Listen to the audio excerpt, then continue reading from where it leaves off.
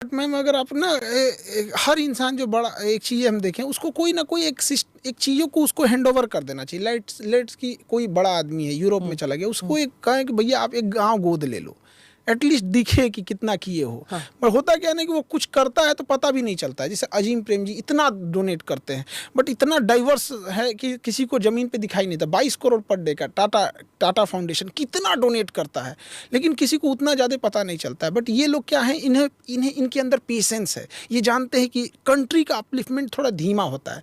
But सारे लोग इतने बड़े कैपिटलिस्ट और पेशेंस वाले नहीं होते हैं। कुछ लोग को लगता है कि नहीं भैया हमने 10 लाख भी दिया तो मुझे दिखना चाहिए। तो भाई एटलीस्ट हर मेंटलिटी के लोग हैं, सबकी ज़रूरत पड़ती है।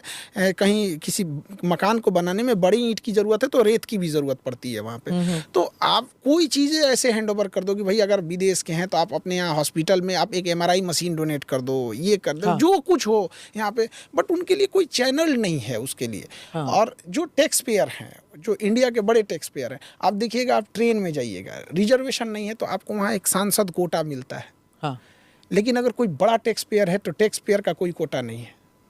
अब क्यों एनहांसमेंट नहीं कर रहे हो उसको भी तो लगना चाहिए। आप एक ही सीट दे दो ना, उसको पैसे लेके दीजिए यहाँ पे, बट उसको लगना चाहिए कि मेरा ये है। आप किसी स्टेशन पे रेलवे उस एयरपोर्ट पे जाइए, VIP लॉन्च मिलेगा।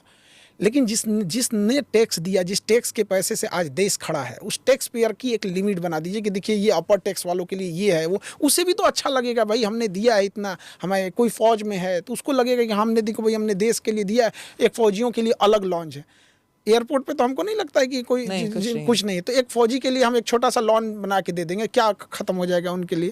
तो कहीं ना कहीं हमें उसके लिए आउट देना पड़ेगा, आउट चीज़ें वहाँ पे। हर चीज़ हम पैसे से नहीं दे सकते, कुछ मोरल रिस्पेक्ट भी होते हैं। हाँ। एक का जो मोटिवेशन है वो क्या है, बाहर जाने का, पैसा कमाने का। इनोवेशन है ही नहीं है। मतलब कि हाँ। ये है ही नहीं कि हमें कोई बड़ी कंपनी लगानी है, हमें कोई नया स्टार्टअप करना है। अब जोमेटो और किसी के होटल का खाना बना किसी को पहुंचा, जैसे मुंबई में टिफिन सर्विस था, उसी का एडवांस वर्जन है। क्या ही है वो, तो हमारे यहाँ 50 साल से डब्बा वाला सिस्टम चल रहा था। एप्लीकेशन आया, उसको एडवांस करके थोड़ा स्मूथ कर दिए, लोगों को लगने लगा कि हाँ ये चीज़ें हैं।